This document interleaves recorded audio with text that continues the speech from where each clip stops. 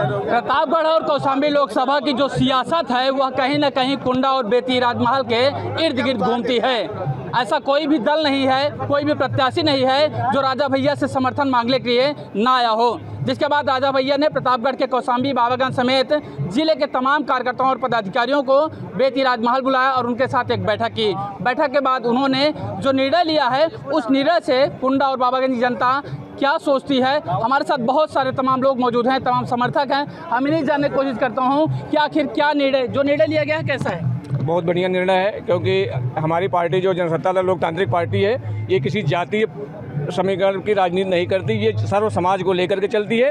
इसलिए माननीय राजा भैया अगर अपना प्रत्याशी स्वयं नहीं उतारे तो जो निर्णय रहा सर्वमान्य है और सारी जनता, सारे कार्यकर्ताओं की तरफ से ये हुजूम रहा, आपने देखा उनकी तरफ से भी, और हम लोगों का भी यही था निर्णय मतलब माननीय राजा भैया का निर्णय एकदम बढ़िया था और बहुत अच्छा था। क्या नाम है आपका? प्रदीप शुक्ला, ब्लॉक अध्यक्ष जनसत्ता दल बिहार। आपका क्या नाम है? सौरभ शुक्ला। सौरभ भाई, क्या रहा निर्णय जो राजा भैया ने निर्णय लिया है? आज किसी भी दल को उन्होंने अपना समर्थन नहीं दिया है, तो अब कहाँ जाएंगे, किसको वोटिंग करेंगे? राजा भैया ने समस्त कार्यकर्ताओं को अपनी स्वेच्छा के अनुसार वोट करने के लिए कहा है, तो जिसको जहां अच्छा लगे वो अपनी स्वेच्छा के अनुसार वोट करे। इस बार किस मुद्दे को लेकर वोटिंग करेंगे? विकास, बेरोजगारी और छुट्टा जानवरों का जो मुद्दा है उसको लेकर वोट किया जाए। वर्तमान सांसद ने कितना काम किया? वर्तमान सांसद जनसुलभ नहीं रहे हैं, कभी नहीं रहे। बहुत से लोग उनको पहचानते भी नहीं है। क्या नाम है आपका? धर्मेंद्र प्रताप सिंह। जो राजा भैया का निर्णय है वो कैसा है? सर्वमान्य है।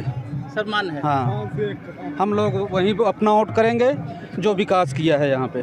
मेरे साथ और एक भाई साहब हैं, जनसत्ता दल गमछा भी लगाए हैं। क्या नाम है आपका? मेरा नाम सौरभ सिंह सम्राट है। मैं जनसत्ता दल का एक छोटा सा कार्यकर्ता हूँ। विधानसभा चुनाव पड़ता है तो आप प्रयागराज से आए हैं? जी।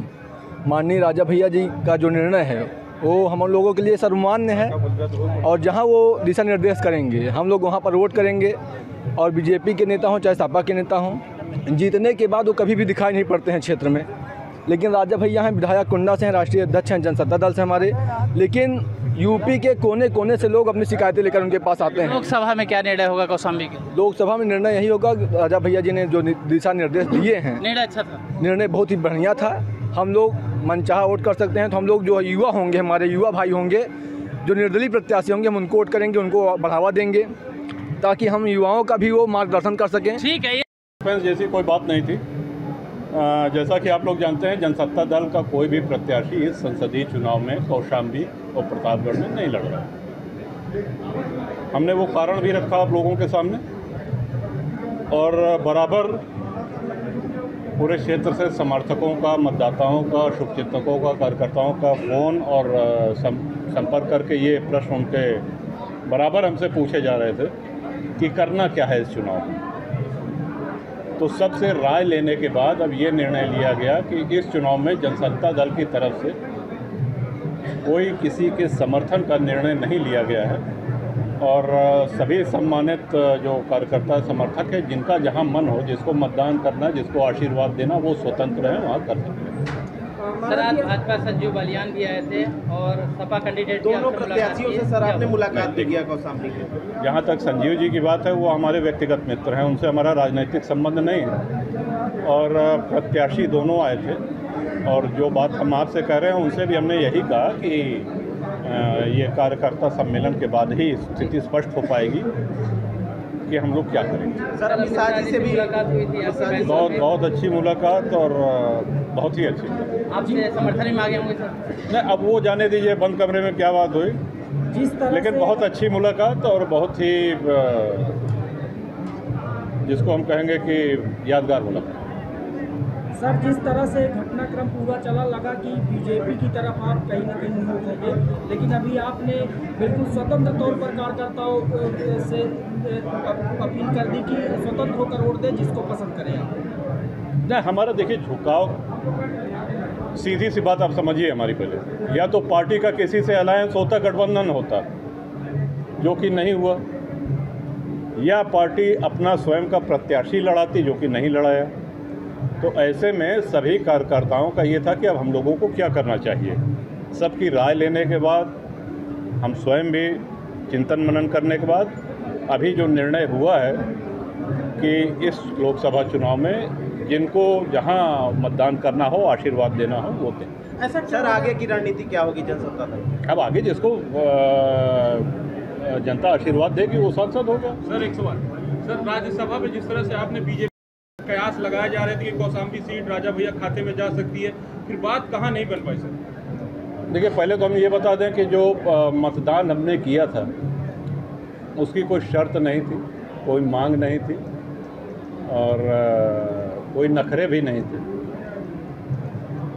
होता है, कई बार बात बनती है, कई बार नहीं बनती है, उसमें मन छोटा करने की आवश्यकता नहीं। आपने पार्टी बनाई, आपने तुरंत चुनाव लोकसभा का लड़ा भी था और काफ़ी अच्छे अंतर भी दिखे थे, लेकिन इस बार ऐसा क्या हो गया कि आपने चुनाव नहीं लड़ा? उसका कारण हमने बताया आपको। सर एक सवाल, नवंबर 18 में पार्टी बनने के बाद 6 महीने के अंदर लोकसभा के चुनाव हुए, जिसमें 2 विधानसभा हम लोग जीते, लेकिन 3 में हमको सफलता नहीं मिली। तो इस बार ये था कि यदि गठबंधन होता है तो देखा जाएगा। गठबंधन नहीं हुआ तो हम लोगों ने निर्णय लिया कि पार्टी का कोई प्रत्याशी नहीं उतारा जाए। सर एक सवाल और आखिरी, बताइए, क्या इस निर्णय से ऐसा माना जाए कि अखिलेश यादव की तरफ आप झुकाव थोड़ा बहुत हो रहा है?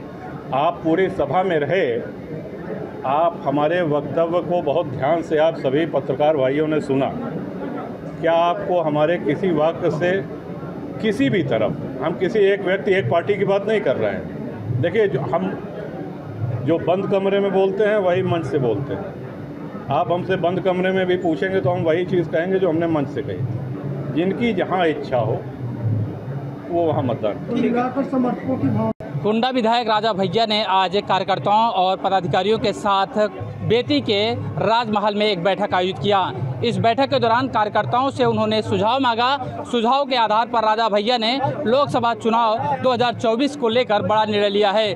उन्होंने किसी भी प्रत्याशी को अपना समर्थन देने से इनकार कर दिया और सभी कार्यकर्ताओं को साफ तौर पर बोल दिया है कि वह स्वयं जिसे चाहें उसे अपना मतदान कर सकते हैं। हालांकि कई दिनों से यह कयास लगाया जा रहा था कि राजा भैया भारतीय जनता पार्टी को अपना समर्थन दे सकते हैं, क्योंकि कुछ दिन पूर्व ही बेंगलोर में राजा भैया और अमित शाह की एक मुलाकात हुई थी। आज भी राजा भैया के बेती राजमहल पर संजीव बलियान जो कि केंद्रीय मंत्री हैं वह पहुंचे थे और उनके साथ भाजपा के प्रत्याशी विनोद सोनकर आए थे। इसके अलावा समाजवादी पार्टी के प्रत्याशी भी राजा भैया से अपना समर्थन मांगने के लिए आए थे, लेकिन राजा भैया ने किसी को भी योग्य नहीं समझा और उन्होंने इसका निर्णय कुंडा और बाबागंज की जनता पर छोड़ दिया है। ब्रिजेश मिश्र, न्यूज स्टेट, प्रतापगढ़।